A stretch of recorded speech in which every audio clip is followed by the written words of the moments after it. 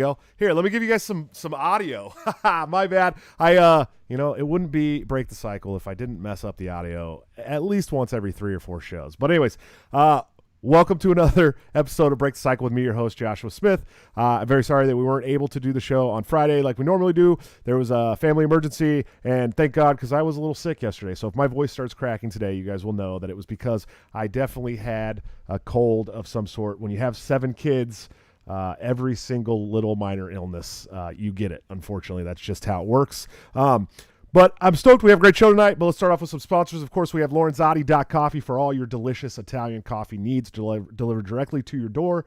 Bring the taste of Italy home. Use BTC at checkout for a 10% discount. And my friend, my partner on the show, toplobster.com for all your wonderful graphic design needs. You can get this great Don't Hurt People and Don't Take Their Stuff shirt. And, of course, the great custom Break the Cycle pillow. You can have a piece of the CouchStreams at your house when you watch the show live 3 times a week. Use BTC at checkout for a 10% discount. And, of course, anthemplanning.com for all your emergency and crisis planning needs. These people are doing a job that the government sucks at more efficiently and much cheaper. Executive producers of the show, wonderful, wonderful people. Please check them out. Guys, tonight we got a wonderful guest. She is a collegiate wrestler, pretty badass from what I understand. She's also a fellow at FEE and a YouTube sensation, I believe. Her name is Olivia Rondeau. How are you doing tonight, ma'am? I'm good. How are you? And I'm not a YouTube sensation at all. Oh, you're coming up. You're coming up. Sure. You're getting there. We talked a little bit before the show. You're gonna get some new equipment. It's gonna be banging. It's gonna be okay. Yeah, we're gonna do it right. You have almost as many subs as I do, so you're doing pretty good, I think. Yeah, but I also had like Twitter clout that I just like kind of forced people who follow me on Twitter to follow me on YouTube, even though like the quality's not that great. So well, let's talk about that Twitter to YouTube pipeline, man. It is broken. It is because I'm like, how do I have 52K on Twitter and 3K on YouTube? Something's not adding up. I don't think I suck at YouTube that bad. Like I don't think it's that bad. Something's broken. I have put in so much work into this show over the last year to try and get like the perfect show for people, and it's like pulling teeth to get them to subscribe to my YouTube channel. Like, come on, guys, I know you got a Gmail. Everybody's got a Gmail. You know what I mean? Just hit that subscribe button. You don't even have to watch any shows. It helps the algorithm to have more subs. You know what I mean? So, yeah.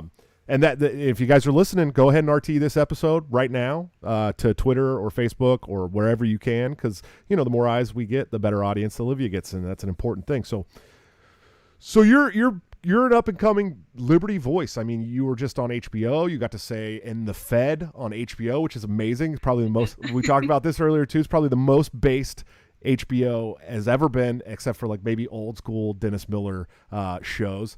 But how did you get here? What brought you to the ideas of Liberty? Honestly, it was me just trying to figure out what I was, because I knew when I was in high school this was really going to age me here, but I was 15 during the 2016 election. And I realized I was not a fucking liberal, and I'm from the DMV. That's unheard of. It's a very liberal area. And if you're a woman, and if you're black or some other type of minority, that's just really just not something you're supposed to do. And I did not have the same infatuation with the Clintons and the Democratic Party that a lot of my peers and a lot of my friends had. And I was like, okay, then should I just be a Republican? Like, what does that mean if I'm not a liberal and I disagree with a lot of these liberal or Democratic talking points? And for a while I was like, okay, do I belong on the GOP? Do I belong on the right side of things? And yeah, I do have a lot of right-leaning beliefs, and I actually consider myself more of a conservatarian. I don't think I'm a Puritan libertarian or a Puritan conservative. I'm kind of somewhere in the middle. But after a while of, working very closely with the GOP, working for the GOP, volunteering for the GOP on some occasions, I realized that I only agree with them on about half the stuff. I mean, I like some of their ideas, and I like the image they put out of fiscal conservatism. But as I went on and got older and did more research, I realized that a lot of stuff they don't genuinely believe in, or they're very, very hypocritical on. And so when I registered to vote, I ended up not registering with the Republican Party, just registered unaffiliated. And I do have a lot of smoke for them, but it's mostly out of love because I want them to be better. More recently, I've been more interested in the LP, specifically the Mises Caucus, because I think it takes a lot of the good parts from conservatism and kind of implements it in a liberty way, which I really enjoy and I really appreciate. I'm not sure if I'm ready to register with any party yet, but my journey basically came from me being like, oh my God, like I'm not a liberal, to I should just go into the other camp of conservatism or republicanism, and then realized I don't really fit in there either. Sure. Yeah, absolutely. No, I get it. I came from the GOP as well, but I came from the Bush era GOP, which That's disgusting. yeah, it was really bad. And I was, I was a neocon. I hate to admit it. I admit it all the time, but I was a neocon. I joined the military after 9/11 to go protect my people. I don't blame you, because that's what everybody was told. Like I don't blame you for that at all. Well, and if you look at it's funny because if you look at the Libertarian Party numbers, right? At this time, the Libertarian Party was still the only real party of anti-war in 2001 when 9/11 happened, and it was funny because Harry Brown was the presidential candidate for the party in 2000. The day after 9/11, he wrote the most brave, like penned letter to the American public ever in the history of the world, basically saying that everyone needed to chill out, relax, and see how our military interventionism has created the situation that we're dealing with right now. And of course, I don't remember this. I didn't even know what the Libertarian Party was in 2000. I graduated high school in 2001. So okay, I was a kid. You graduated high school the same year I was born. So holy shit. Some days you forget how old you are, man. It's like I'm 38. I'm getting ready to be 40 soon, and I wake up and work 12-hour shifts, and I forget how old I am until about halfway through my shift. I'm like, oh yeah, I'm getting old, man, definitely. But that's rough. But the LP was the only party that was anti-war back then, and in fact, it had about 30,000 national members in 2000. And then right when 9/11 happened, half the membership left the party because they turned this country into such a nationalistic, like mouth-breathing country ready for war. I mean, everyone was licking their chops for war because our countrymen had been attacked. And I was one of those kids that got caught up in that. And within less than a year of being in the military, I was in the Gulf fighting Iraq. And I'm going, wait a minute, what the fuck are we doing in Iraq? Why are we in Iraq? So I get it. But the GOP has left a lot of liberty people. I mean, it just has. If you believe in liberty, the GOP is really not the party of liberty. And even with the Trump era, Trump was, a lot of people liked Trump for his messaging. He was really good at getting under people's skin. He did some really good things with regulations. He didn't start any new wars, which is great, but it would have been nice if he had ended the wars he promised to end.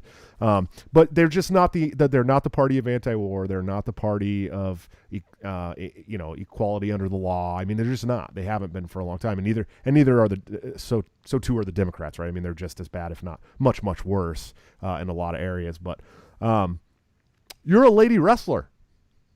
I am a lady wrestler. I want to talk a little bit about that. So, I'm a wrestler too. I wrestled in my entire childhood. It was like my favorite thing in the world to do was get up on Saturday mornings at like 3:00 in the morning, go to a weigh-in for a tournament, go out to breakfast with my family, and then go back and wrestle all day long. It was one of the greatest parts of my childhood. There's no doubt about it. But why wrestling? What brought you to wrestling? I've always had a passion for martial arts since I was, in preschool. I started doing Taekwondo at the age of 5. I got my black belt in that. I moved on to Brazilian Jiu-Jitsu and Krav Maga. I got my blue belt in BJJ. And then I didn't get so far in Krav Maga, but I really liked it. I really appreciated how it upped my striking game, especially with elbows and knees. And then when I got to high school, my dad had this weird thing about how I had to play a sport every single season of fall, winter, spring. And my fall sport had always been volleyball. My winter sport had always been basketball. But I really, really hated basketball, was not really good at it. I was kind of like at an awkward stage in puberty. And I was just kind of like, I was like kind of uncoordinated. I just really hated running and everything that had to do with basketball. So I walked out of the basketball meeting on the first day. I went to the wrestling meeting, got the paperwork, and in Maryland, where I'm from, there is no girls-sanctioned wrestling in high school. It's just a boys' team. So I think originally I actually lied to my parents and said that there was a girls' team and that I would be joining the girls' wrestling team at my school. At some point, I guess they just figured out and just like let it go. But they were definitely very scared for me at first because, of course, there's, a biological difference. And the fact that, most kids that are good at wrestling or most kids that wrestle in high school, they start like you did when they're like 4, 5, 6 years old. And I started wrestling at 14 my freshman year. So I had a disadvantage, like, technique wise and strength wise. So that was something I had to overcome. But I think wrestling was honestly the best decision I ever made, to be honest. Sure, yeah, I agree. And you bring up a good point. So as a wrestler, we know that there is no girls or boys team wrestling. Girls wrestle guys all the time in wrestling. Guys wrestle girls. I wrestled several girls throughout my wrestling career. And you bring up this biological difference term. So as a wrestler who has had to wrestle biological men, probably most of your wrestling career, where do you stand on the Title V and all the the trans sports stuff as far as biological people born male competing against women in women's sports? I'm completely against it. I think that's unfair. And I've had some criticism being like, well, Olivia, how could you tell trans athletes to, not be in a women's sports if you were a girl in men's sports? And that's just the issue. There is no girls sanctioned wrestling in Maryland. I would love to have been on a girls team. I would love for it to have been fair my entire career. But also the thing is, I don't regret wrestling on a boys team at all. I really loved my team. They loved me and respected me a lot. And I beat a bunch of guys. That was kind of a confidence booster. But the thing is, I was very well known in my county in Maryland for being that girl that was beating up a bunch of guys. I went on a win streak my sophomore year, and I was pretty decent. But despite me being pretty decent in the county or even in the state of Maryland, I was never a boys state champion or nationally ranked in the boys division. I was nationally ranked in the girls division. I was on the women's Olympic development team, but there's no way that even the best of the best female wrestlers would be beating the best of the best male wrestlers. That's just not going to happen. So while I was really good in my district, in high school boys wrestling, it's really not comparable. You really, you're not going to see a lot of women winning national championships in men's wrestling. It's not going to happen. And that goes for any sport, but I'm especially concerned with it in combat sports such as MMA, wrestling, all that kind of stuff, because it's also a safety issue at that point. Sure. Yeah. I mean, when you're talking about pure punching power, it's definitely a big difference. Yeah, depending exactly. on what you're born. There's just no doubt about it. I mean, probably, Chris Cyborg is probably the only one I know that could have maybe handled herself truly. I'm scared of her. I'm scared of her. Maybe Amanda Nunes. I don't know. Yeah, but there was that one case of the transgender MMA fighter Fallon Fox who fractured their female opponent's skull from a punch, and that is not something that frequently happens when there's two biological women punching each other. That's something that happens when a man punches a woman. I mean, that's not something that frequently happens when a man punches a man either. I mean, there's a big, because it's more equal. It's more equal. It's not a female-sized skull going against the full strength of a grown man. And this particular athlete lived as a man for 32 years, then transitioned. So it's not like, they transitioned as a very young child and never developed their muscles. This was a fully grown biological male. So yeah, it's safety issues like that really piss me off. So yeah. Sure. So we talked a little bit about this in the beginning, but you were on a show on HBO, and I've seen a really cool clip where you were asked some questions, and you're like, I'm all about capitalism. And by capitalism, I mean ending the Fed. And I was just like, I wanted to stand up and cheer and clap and run around the house and be like, that just got said on HBO. I don't even know what the show was about. What was it? So the show was called Pause with Sam J. It was a late night talk show. I was on the pilot episode with King Randall, who is another Black conservative, liberty-minded activist down in Georgia. And Sam J, she's a comedian. She was a writer on SNL who just got her own show. And for the first episode title was actually called Coons. And it was basically about the relationship between Black culture and conservatism. Can they coexist? Are they too separated? Are Black conservatives coons, Uncle Tom sellouts, anything like that? And Sam J is more of a moderate or liberal. She is a Black gay woman, so that automatically puts you in a Democratic box. And so she actually got a lot of criticism for this show because she had two young Black conservatives on who didn't fit into that box. But in the beginning, within the first 5 seconds of me being on the show, she's like, well, what is conservatism to you? How are you a Black and conservative? And I just said, well, let me list it out. I'm a constitutionalist. I'm a capitalist. And I said, well, when I say capitalist, I don't mean, just, abolish welfare. I mean, abolish the Federal Reserve.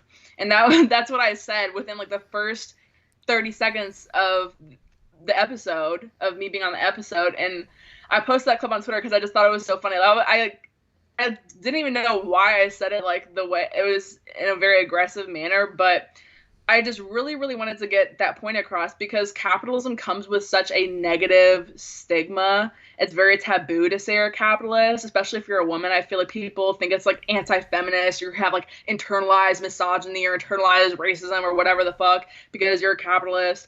And I wanted to say it's not just about taking shit from poor people, because that's the misconception about what capitalism is. It's about decentralizing and deregulating wealth. So it's not just the rich people who have ties to the government that are having it. So I wanted to make it clear it's not just about like we're taking away your food stamps because we're money hungry and we're greedy. It's literally about liberty. So that's the point I was trying to get across. Sure, yeah. I think a lot of people confuse capitalism with what we like to call crony capitalism or cronyism, where it's what we have now is a market that is completely regulated by big business and their lobbying, right? And so you can't call that laissez-faire capitalism or whatever you want to call it at all, because they have their hands in the market, and the government's giving them these protections to do whatever they want in the market while all these small guys fail. And we see it. I probably the best representation of that is big pharma, where you can go and lobby to get these patent laws for 10 years or whatever, and then no one else can make that drug, and they can hike up the prices. You can hike the prices up, and meanwhile, we're facing an opioid crisis in this country. We're facing a opioid crisis like we've never seen before. But who's the people that are lobbying against marijuana? Oh, it's big pharma. Like seriously, I call it cronyism, but I also call it corporatism, because I feel like I guess the two are interchangeable. But I really like to emphasize that it's the corporations hand in hand with the government, to the point where these corporations aren't even capital entities anymore. They're literally just part of the government. So that's another thing that pisses me off. Yeah, it's at this point it's really actually becoming how Mussolini defined fascism, is the holy union basically of the corporations and the state. I mean, that's what fascism was, and they're using, and now in the time of COVID, right? We have a lot of people saying, well, those are private businesses, bro. Walmart, at this point, Walmart's not really a private business. You know what I mean? Neither is Facebook. I mean, they've taken so much from the government, and they're letting the government dictate what they're going to do to private citizens, that it's becoming this kind of fascistic union of the corporations and the state. And I don't think some libertarians are so blue-pilled on that. They think that, oh, it's just a private business, bro. Yeah, I fell away from that during the COVID pandemic, because I tweeted this the other day. The only people that won in 2020 were the government workers who never saw their paycheck cut because they're funded by taxes, and Amazon and Walmart, because they're in cahoots with the government. They followed whatever regulations the government said because they're that big that they can do so. The small mom and pop shop on the corner cannot afford to lose as much business as Amazon or Walmart could. And the market they basically absorbed the market, because if the mom and pop shop is closed, then you're just going to go to Walmart. You're just going to buy shit off of Amazon. And yeah, at this point, I can't just say, oh, like Walmart's just a private company, they can do whatever they want, when they literally are part of the government at this point. They literally are receiving benefits from the government at this point. So at the cost of everybody else. Sure. So another thing that happened on that show is you came out, right? That was like yes. We could talk about that, right? That's okay. It's on TV. Just making sure. I know you did it on HBO. I was like, yeah, my show's a little smaller than HBO, so I think we might be okay. But just a tad bit smaller. But so you came out on that show. I mean, how was that for you? Because that was the first time ever, right? Really? Yeah, I had some of my friends I had talked to like recently. Like I came to terms with it very, very recently. Some of my friends knew I was bi, but my family didn't know. A lot of my acquaintances didn't know. People I work with didn't know. It was mainly it was a combination of reasons why I felt very uncomfortable saying it for all this time. Mainly because I grew up very religious. I grew up in the church. I have a lot of I would say a lot of, I don't use the word homophobic lightly, but I do have homophobic family members. There's a weird childhood memory I have of being at Denny's of all places, like that's some type of fine establishment, and my family forcing us to leave because a gay couple walked in. That was just the environment I was raised in. Like we couldn't even be around or exposed to gay people because it was just like that horrible. Same thing if they were on TV or anything, like the channel would be switched, we would get sent to our rooms. Like if I had a gay friend, wasn't supposed to be friends with them anymore. It was like that kind of environment. So it was part of that. And then also being on the right side of the aisle, it's I wouldn't say that every conservative is homophobic. Like that's clearly not the case. And in fact, most Republicans, I think it's like 55% of Republicans actually are okay with gay marriage now. But it's still a point of contention. There's still a big argument about it. It's still not 100% accepted. So that was another thing. I just thought a lot of people would judge me for it. But I realized that I was really unhappy keeping certain relationships and certain things in my life a secret. I was really deathly afraid of someone like posting screenshots or someone posting pictures trying to like expose me or out me. And, I've been threatened with that before. So I was just over it. I was just like, I'm going to say it on TV, so I can't take it back. Everyone's going to know. I don't have to individually tell everybody at once. I don't have to sit everybody down. Like, I didn't want to do a big dramatic, like, mom, dad, like, I didn't want to do that shit. So I was like, let me just say it. And I said it, and it's mostly been fine. So I think I made the right call. And I'm a lot less depressed now. Like I feel like my stress is relieved because it's not hanging over my head anymore. Because like the amount of times I lied to my parents about like hanging out with my friends, I was like really going to hang out with a girl in high school, was just like fucking too much. So sure. So black, gay, and conservative, everything the left hates. Right? I don't know how many people are going to catch that, but they say that those are the people they need to speak for. But really, I mean, let's just be honest. I'm literally the worst minority ever. Like I should literally be a fucking Marxist according to them. Like I should literally be a communist, but I'm not, and they hate it. Sure, they literally hate it. Well, and I wonder. I mean, so I grew up in a completely, entirely different way. Like I'm from like right outside of Oakland, California. So like the gay thing has never been a big deal to me. I mean, we just grew up around gay people. It was how it is. And minority thing. I mean, it's not even minority where I'm from. You know what I mean? You're part of the minority. Yeah. And in fact, I try to stop saying the minority because my Maj Touré schooled me on that not too long ago. He said, we're not the minority. You know what I mean? But So it's a completely different world for me growing up than some people have grown. I don't know what the South is like. I don't know what like some of the East Coast is like. I grew up where I grew up, and everything was just like always normal for us. You know what I mean? As far as that. But yeah, I mean, there's definitely a contingent of people out there that are like gonna use words like coon and Uncle Tom and all that stuff, and it always seems to come from the left. If you don't fall directly into their box that they want you in.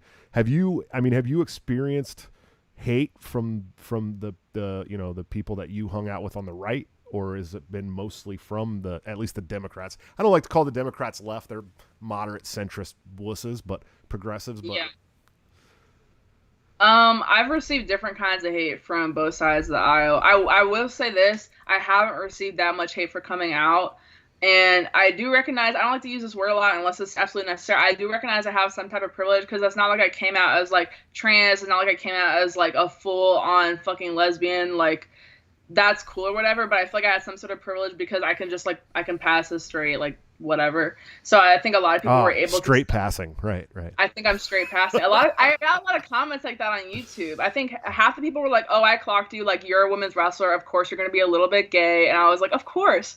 But some people were like, oh, like you passed for straight, like really well. I was like, that's kind of weird. But so I didn't get a lot of hate comments from the right. Like I did delete a couple that were like, oh, you're not a real conservative. I was like, who the fuck said I was a social conservative, like ever? Like I literally never claimed to be that. I've always been pro-gay marriage. Like if you follow me on Twitter, if you see my YouTube, I've never been homophobic. So if me being bi like changes how you view me as a conservative, then you've never been consistent in the first place because I've always had that opinion.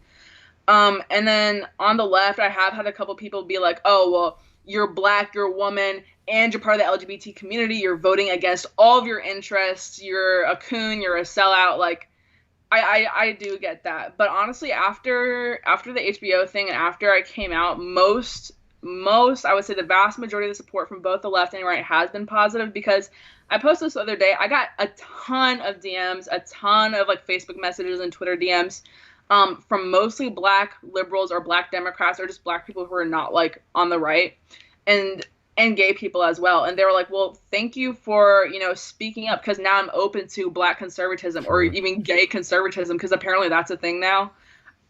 So I would say I think I did a good job representing what a liberty-minded person who doesn't kind of fit into that box would seem like. Sure. So you supported Donald Trump, correct? I did. I'm I right. For him. What Yes. what was it about Trump that you enjoyed?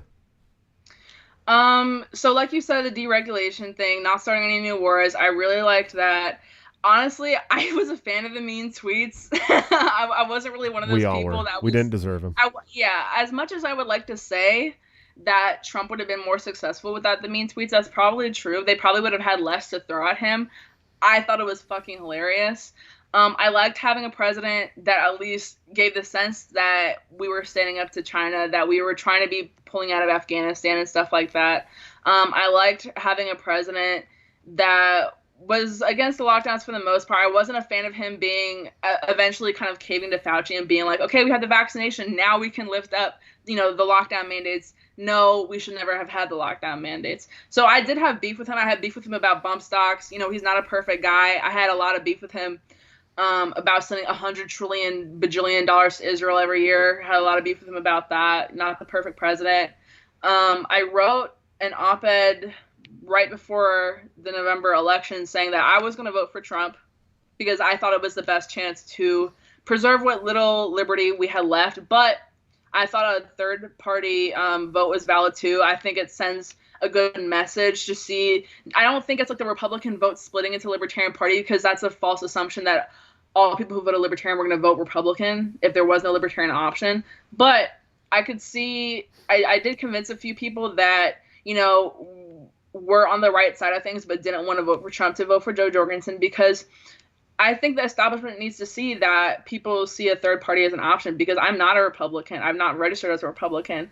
I'm probably, depending on who the 2024 GOP nominee is, I probably won't vote for them. If it's DeSantis, I'm not going to vote for him. If it's Christopher Noem, I'm not going to vote for them. If it's Nikki Haley, I'm not going to vote for them. It's Thomas Massey, fuck yeah, I'm voting for him. Sure. But I know it's not going to be Thomas. It's probably not going to be Thomas Massey. What if it's the Libertarian Party, Dave Smith, though? I'd vote for Dave.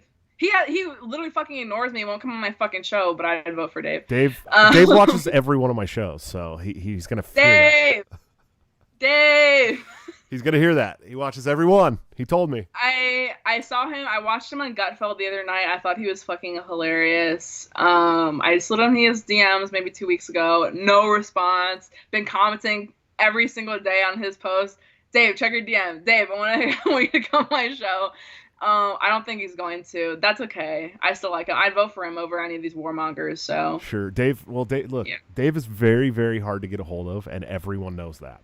So that's what I've been told. Everyone's like, don't be discouraged. Like, it's not personal. He probably just hasn't seen it. I'm like, that's probably true. Probably true. I'll send Dave like 50 DMs of random posts that I make and stuff, and then after like 3 weeks, he'll pop in and be like, "Hey man, what's going on?" I'm like, Jesus.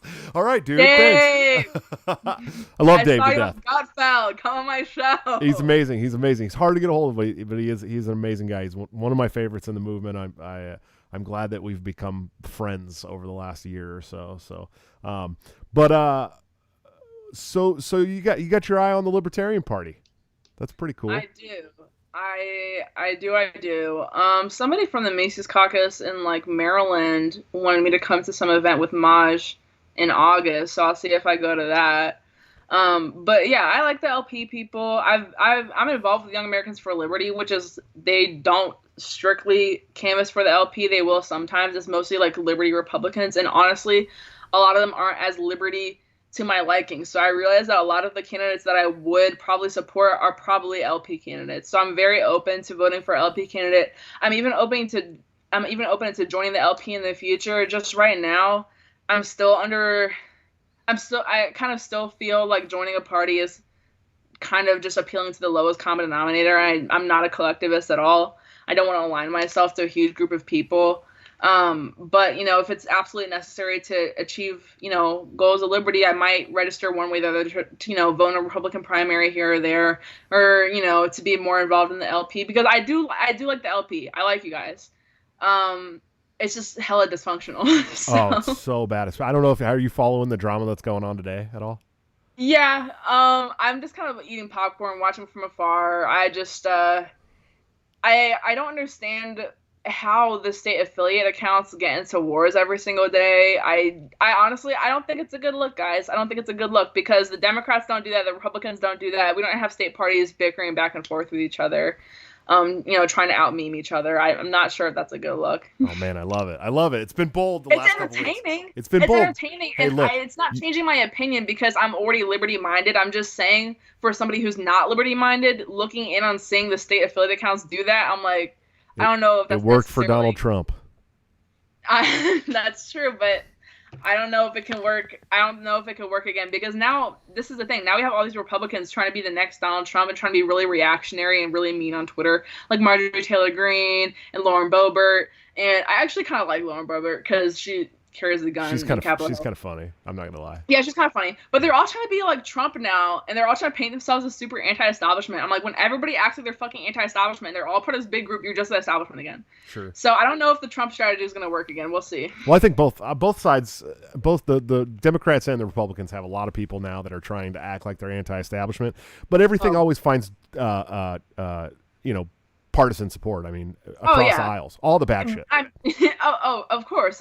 AOC thought she was going to be the anti-establishment queen following Bernie. Then what did they do? Endorse Biden. So who gives a fuck about anti-establishment anymore? It's clearly not even a real thing at this point. None of them care. All they care about is the Benjamins, where they can get that money at. That Ilhan Omar quote. It's all about the Benjamins, and then everyone called you anti-Semitic. Love that. Oh, did somebody call you anti-Semitic for that? God, somebody amazing. Called Ilhan Omar anti-Semitic because it was something about, I think it was about support for Israel, and she quote tweeted it saying it's all about the Benjamins, and people were like, "That's anti-Semitic. Oh, you can't make that stereotype."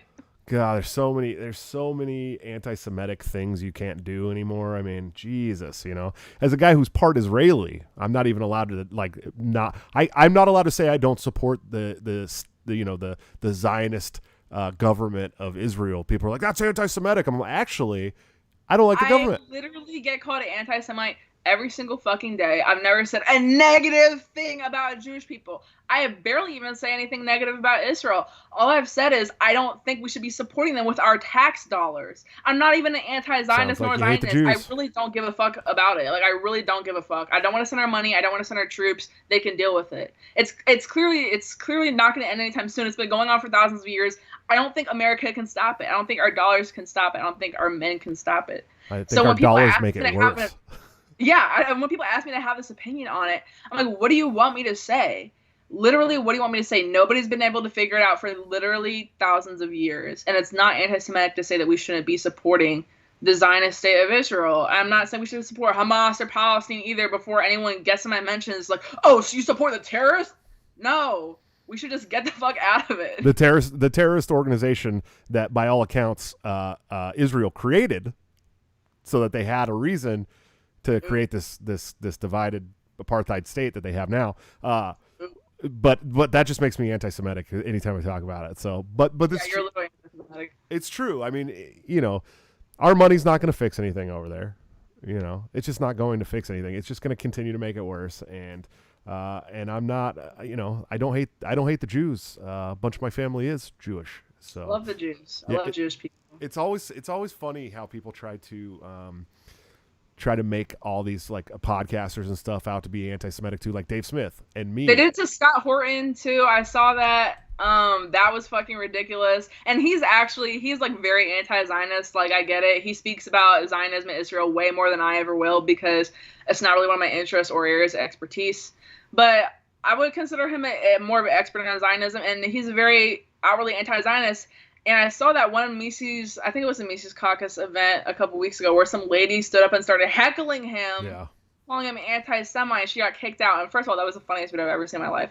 But it's just so absurd to me how and this is not me being like a conspiracy theorist, but it's just so absurd to me how there's like this one group of people who you can't say anything about, even indirectly, because talking about Israel is not directly targeting Jewish people or Jewish Americans or the religion of Judaism or ethnic Jews. It's not anything about that. And there's a lot of Jewish people who are anti-Zionist. There's a lot of Jewish people who don't care. But it's crazy how you can't mention it or else everyone just assumes you're a bigot. And I really hate that. Yeah, it is really interesting. It's an interesting thought experiment, how you're not allowed to mention it. Even if you are a Jew, bringing it up makes you anti-Semitic.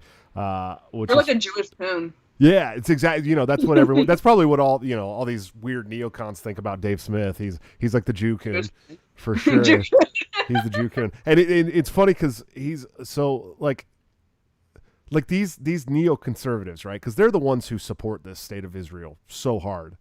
And they won't be honest about why they support it either. They won't be honest that they're just a bunch of weird-ass fucking evangelicals who believe that the second coming of Jesus Christ only comes when Jewish people go back to Israel. They won't say that. Right. They just say Israel is their only ally in the Middle East. They're our only ally. Which is not true, by the way.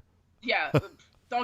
Now we're really going to get into conspiracy theories. But they're our only ally in the Middle East, and if you don't want gays to be thrown off rooftops, you'll support Israel.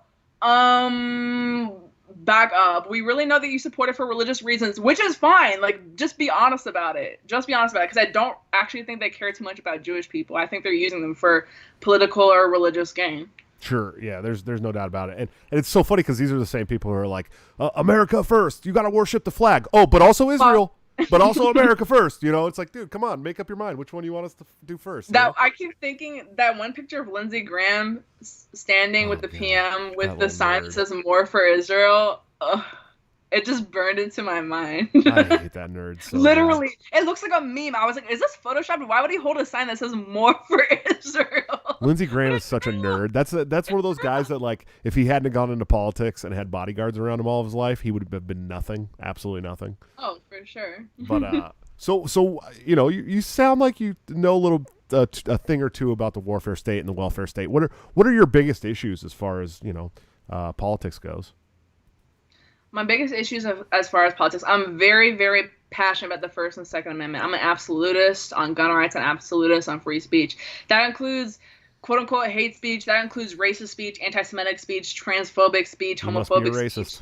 I literally am a coon. I will support your right to call me the N-word, call me the F.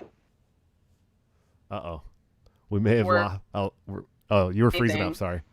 Am I back? Yeah, you're back now. Okay.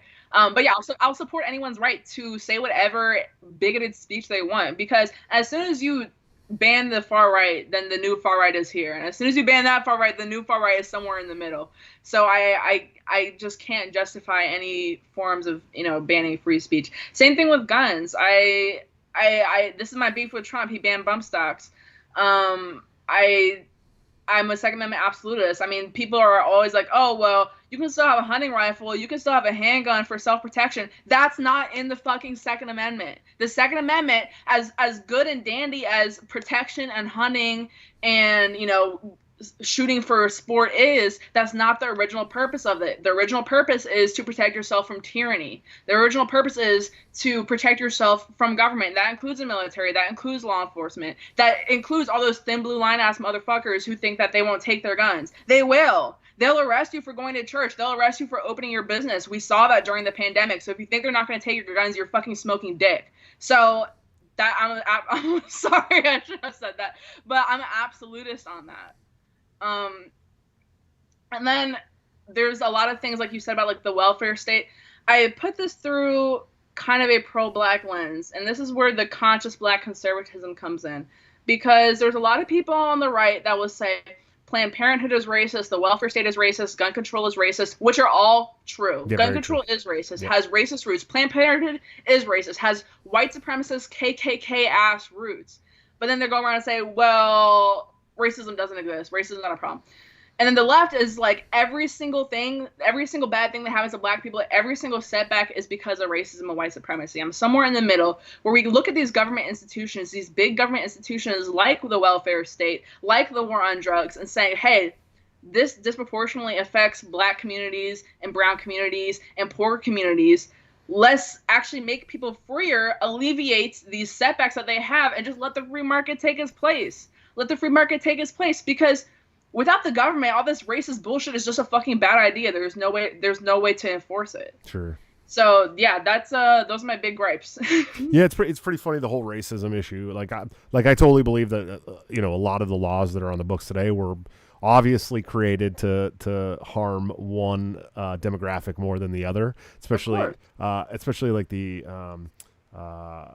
sentencing laws. That they obviously look at the sentencing laws between coke and crack. Yeah, I mean that right there tells you same fucking thing, but look at it right there. Well, that's hey, government politicians likes to do a lot of cocaine, so they couldn't have those high sentencing laws for politicians. You know what I mean? Except for the mayor of DC who smoked crack with Hunter Biden, but that's a different story. I'm shooketh. Absolutely shooketh. I can't believe that he would. I can't believe a mayor would smoke crack. My God. But yeah, I get it. It's funny. I brought this up a while ago about the gun stuff. These thin blue line conservatives that are constantly calling for basically a police state. They want a police state on the right, but they don't understand that those are the people who are going to come and take their guns. But they want more of it. But then you got the people on the left who want to abolish the police completely. But no one is going to enforce all the laws and regulations that they want on the books if they got rid of the police. The worst part is the people on the left who are not really leftists, because once you go far enough left, they're pro-gun again. But once you get to that middle, like liberal, elite, progressive area, they're so anti-gun. They're like, the police are white supremacists, KKK. They're literally hunting down small black babies on the street. But we don't want any guns. We want to be disarmed. We want the police to be the only ones with guns. What fucking logic is that? Literally, what logic is that? I'll never understand the stupidity there. Yeah, I'm watching people get beat up in the street in Canada by the police for not wearing their masks. People getting arrested in England for not staying inside their homes. And people are like, this is fine. This is fine. Yeah, that's what we want here too. Can we do that here? No, we can't, because we have over 300 million guns. You can get arrested in Europe. You can get arrested in Europe for making like a racist joke on Twitter. And it's happened. You know how many racist jokes I've made on Twitter? I would get arrested so fast. I know my YouTube channel would be shut down just for saying coon. I mean, I'd probably be going to jail. Oh, they're probably for knocking sure. right now at my door, getting ready to send me to jail. For sure. Look what they did to that Count Dankula dude when he made his little puppy do the Nazi salute. Then they feds busted down his door. Dankula's great too. He just had a baby. Listen, if you're watching Count Dankula, I've been trying to get you on the show for a while. Quit big timing me, man. Come on. I don't know. I think they arrested Tommy. What's his name? Tommy Robinson too. The guy that was like super far right. They arrested him for I can't remember what the charge was, like repugnant views or something like that. Like I think they were trying to say he was like Islamophobe or something, right? It was something about that. Yeah, which I mean, he's pretty anti-Muslim, I think. So I get which should be protected by free speech. You should allow it to be. I would literally I think that people who are anti-black that literally think I'm if you think I'm like should go back to Africa, like you have the right to say that. I'm not gonna support throwing you in jail over that. Maybe that makes me a coon, but I just know that as soon as they come for people like that, they're going to come for people who are a little bit less far right. They're a little bit less far right. They're going to get to Ben Shapiro, and then they're going to get to me. So I'd like to think you're a little further away from Ben Shapiro. I don't know. The guy really wants to bomb the entire. He's one of those people who wants to turn the Middle East into glass. I'm sure of that. He's a little crazy. He's very, very, very big neocon. Well, I shouldn't say big. I mean, the guy's like 5 foot, but he is a big time neocon. But I also feel like any of these people that would say those racist things to you probably have a double leg in their future, and that's not something that a lot of people know how to deal with. You know what I mean? Yeah, and then that's the one area of the non-aggression principle I don't agree with. If you're gonna say some shit like that to my face, just prepare yourself. Just prepare yourself. I take that as consent to get double-legged. That's my version of the nap. I take that as verbal consent. Sure. Me and Dave talked about this not too long ago online. There's a lot of people that have bred this culture online of saying anything they want because they're behind a keyboard, but they're the product. They're the product of spending too much time not getting smacked in the mouth. You know what I mean? Literally, like I don't understand. Did they not get bullied enough growing up? Did you just stay by yourself? You stay by your lonesome? Because even when I saw your little your GoFundMe to take the kids to Disneyland, I was like, fuck yeah, take them kids to Disneyland. Then I see the comments, they're like, you're a deadbeat, you don't take care of your kids, you're a grifter. I'm like, how are you gonna say that to a dad with literally 7 kids? Like, what goes through somebody's mind? Idiots. And I know they would never say it to anybody's face. You would never say it to your face. Oh, none of those nerds would say that to my face. They get shoved in the locker. No, real quick. Oh, yeah, literally, they're fucking nerds. Well, it was funny when I was running for chairman. So I ran for chairman of the Libertarian Party twice. You know, I sit on the Libertarian National Committee. I'm an at-large rep. I ran for the chair twice. Once against Nick Sarwark. Lost terribly, but I did pretty good for a guy that no one fucking knew. And then I ran again last year, and I only lost by like 100 votes. It was really close, and there's some weird shit about the votes, but it was like all the same. Stop the count. Yeah, I didn't want to be that. I didn't want to be that guy. I didn't want to. I'll be that guy. No, Stop the count. I talked about it. Look, I didn't want to be that guy. We did half of the convention was online, half of it was in person, and they were piping in the people online over the loudspeaker, and the vote totals like. All of the motions on the floor went from like 650 to 700 votes up to like 930 votes when they did the chair election. So it was a little weird. I didn't want to be that guy though. I didn't want to be the guy that was like, I feel like there was some fraud that went on here. But anyways, where was I going with this? Oh yeah. So my first run, I ended up visiting like 25 state conventions around the country. Right. I went to like 25 states, and all these people that had talked shit about me, you know, calling me a deadbeat dad, a grifter, and oh man, they said all kinds of shit, abuser, and this and that and this shit. No fucking proof whatsoever. I'd show up to their state convention, and I don't think anybody realized I'm a big guy. I'm 6'2", 240 pounds. I've been wrestled for 14 years. I fought, I trained MMA for on and off for 10 years. Did all this shit, and I show up and they're looking at the ground. Oh hey, hi Josh, how are you? You know, and I'm like, yeah, maybe you shouldn't say that shit online, man. You know, I'm also from a rough neighborhood where you don't talk like that to people. You know what I mean? Like, you don't say that shit to people unless you want to fight or get shot. You know, I'm outside of Oakland. It's different. It's a different place.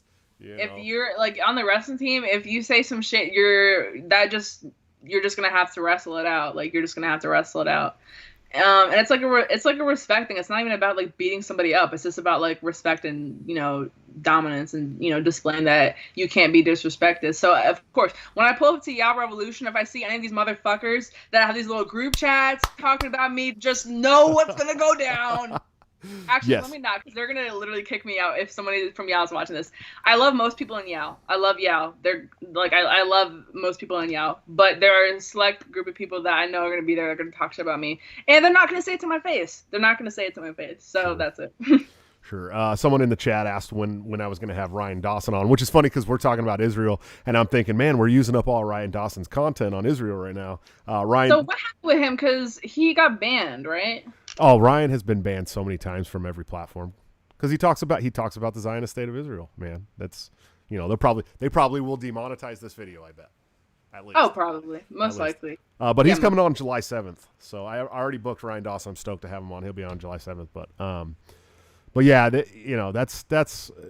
I haven't been following Dawson for a long time. You know, I heard about Dawson many years ago, but it was you know, always some fakertarians or one of those guys talking about how he was like a anti-Semitic, alt-right, racist guy. And then I started following him. I'm like, wow, this guy is actually pretty smart and knows exactly what he's talking about. But he also is like what some people would call a neo-Confederate. I mean, he hangs a Confederate flag and oh God, see, I didn't know that about him. Thinks the South, you know, he's like a Southern historian basically, and so okay, you know, it is what it is. I'm going to have him on the show. We're going to talk about it. I'm not one of those people I grew up in a family that's from the South, and that was like part of their heritage, but they weren't racist at all, so it's always been weird to me to hear it. So, but I don't fight people on it. I'm just like, okay, yeah, whatever you guys think is cool, man. I don't care. But it would be interesting to have him on the show. Definitely, he's definitely like pro-Palestine, anti-Israel state, and he's got some other views too. He's definitely a 9/11 truther, big time. He's done like documentaries on it and stuff. So I'm assuming he's like 9/11 truther, like look up dancing Israelis type shit. No, he's like legit done a whole documentary on it, and like all kinds of like, yeah. I mean, the guy is like Scott Horton for a whole bunch of other issues. Like he can just list off everything. It's pretty wild. So Okay, I never really followed him. I just know him through Reed's channel because he's on Reed's channel a lot. Yeah, so yeah. I saw that he got banned the other day. So I was like, oh man, what yeah, the I fuck? think he's been banned on Twitter a few times. He's been banned on YouTube. Someone just said in the chat since 2008. So long time. Oh wow. Yeah, back in the day when they didn't really ban people. So Yeah, it'll what be the interesting fuck? to see what happens after I have him on my show. I'm sure it'll get demonetized, but I'm not worried about it. You know, I'm gonna I have hope you everybody don't on. get banned. Huh? I hope you don't get banned. You know, I try to be all right. You know, I try not to. I say the V word instead of vaccine. You know what I mean? So I think I'm doing okay. Oh yeah. I don't know. stopped saying it. Yeah. I'll like if I talk about it on Twitter, I'll censor, like I'll put like an asterisk in there. I won't spell it out. Yeah, you got to be careful these days, man. They're coming for everybody. After watching on the news, Brennan tell everybody that libertarians were terrorists too. It was like, okay, they're coming for us. It's coming. I saw that and I just had to laugh, and then I had to cry because I was like, oh shit, like they really believe this, and the people who watch this shit really believe this, and they don't know what the fuck they're talking about. Yeah, it's pretty crazy. But anyways, what's next for Olivia? What do you got going on? What do I got going on? I mean, I'm writing a lot for Fee. I just started there last month. I have a live stream tomorrow with the redhead libertarian, very controversial guest. Uh-oh. I don't give a fuck. You're in trouble now. I don't give a fuck. Everyone can go watch that if they want to. If they don't want to, that's fine too. But yeah, go subscribe to my YouTube channel. It's just Olivia Rondeau, Rondeau, and find me on Twitter as well. Rad. Hey, thank you so much for coming on the show. It's been a pleasure. Absolutely. I'm glad we were able to make this up, and hopefully soon you'll be able to join the Libertarian Party and help us win liberty back. Maybe. Awesome. Hey, thank you so much, Olivia. Thank you. All right, guys, another awesome episode of Break the Cycle. She's great. She is absolutely based.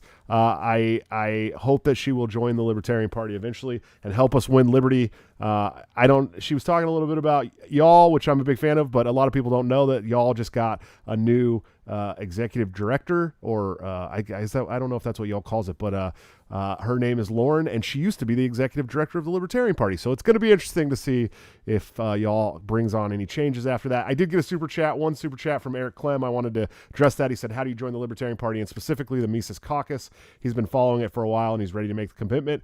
You can go to Libertarian Party Mises Caucus online. They have a sign-up join link there where you can throw some cash if you'd like. They're a great organization. They're doing really great work to move the needle in the Libertarian Party. And I wanted to address what's going on today in the New Hampshire Libertarian Party, since I do sit on the Libertarian National Committee. So I just want to bring this up really briefly before we end the show. What happened was the Mises Caucus was told in 2018 and then again in 2020 that the party belongs to those who show up. And so the Libertarian Party Mises Caucus has done more recruiting for this party than any entity has since at least 2000, when Harry Brown was the presidential candidate. And they don't get any respect for it, but they have been able to, what they like to call takeover, but they have been able to recruit so many new members that they're now taking all these positions on boards. They definitely took a majority at New Hampshire in just March, I think, was their convention. And the chair decided that she didn't like the messaging coming out of New Hampshire, so she unilaterally basically went and started another party, kicked everybody else off the XCOM, put up her own bylaws, which were imaginary, not voted by anybody, and then got a letter from our national chair saying that she was the recognized executive committee. This isn't how anything works, and now that we've had the conversation about it on the LNC, we can see that no bylaws were followed, and truly what she did was she stepped down and absconded with all of the party property, and so it's going to be interesting to see what happens. But I can tell you this, that is not how things are handled. And the Mises Caucus has done everything they've done above board according to the rules laid out by each individual party. So if you're trying to stop them or you're doing something, it's probably not the correct way. So I'm very interested to see what happens. But anyways, awesome show. Guys, check out lorenzotti.coffee for all your delicious Italian coffee needs, delivered directly to your door. Bring the taste of Italy home. Use BTC at checkout for a 10% discount. TopLobster.com, the man, the myth, the legend. Please go buy his gear. And did you guys know that if you join my Patreon, you can get all of his new designs a week early at a 30% discount. That's a deep discount. I mean, we're talking cheap for t-shirts, hoodies, hats, all the great stuff. There's baby gear on there, Break the Cycle baby gear. And of course, anthemplanning.com for all your emergency crisis needs. Please hit these people up. See what they can do. If you own a business, they're amazing people and they need your support. Coming up on the show, very excited. The day after tomorrow, I'm going to have my good friend and the demigod of the Libertarian Party Mises Caucus, Michael Heiss, will be on Chair for Life, as some people like to call him. All those really mad losers around the party. Super stoked for that. And then, of course, my friend Brian Nichols will be on Wednesday. One of the nicest libertarian guys I've ever met in my life. Nobody talks more about how we can bring the message of liberty to the masses. And on Friday, I'll have my good friend Josh Cybulski on, who wrote a book called Second Story Work that I have been vigorously trying to get through all 340 pages over the weekend so that we can talk a lot about the book. He's from Canada, so we may talk a little hockey. I don't know how impressive that's going to be to you guys, but I do love my hockey. Guys, check out the Patreon, please. Patreon.com/BreakTheCycleJS. There's $3 tiers on there. You can support the show if you enjoy the show. There's $5 tiers on there if you want to get in the Discord server. There's the Mug Club tier for $10 a month, which I definitely did not steal from Steven Crowder. And there's some other cool tiers on there. You can also become an executive producer of the show, have your name on the show forever. Please support the show. Help me support my giant family and make this a full-time job. Next month, I'm doing 5 shows a week for you guys. You guys have no idea how stacked the calendar is, including people like Tom Woods, Jeff Deist, Ryan Dawson. Let's see. Let me name some in case you haven't been following me on Twitter. Carol Roth, who just wrote a new book, and she's sending me the book early so I can read that. Brad Palumbo, Stephen Kinsella, Mike Rufo, Ron Coleman, Robbie the Fire. We're going to talk sandwiches, all kinds of sandwiches. So support the show if you can, man. I'm turning this into a daily thing for you guys. You can also join the memberships here on the YouTube by hitting join under any of the videos. It's cheap, and you will get some custom badges drawn by Top Lobster and some cool emojis. But I will see you guys on Monday for the show with Michael Heiss. Until then, don't forget to break the cycle.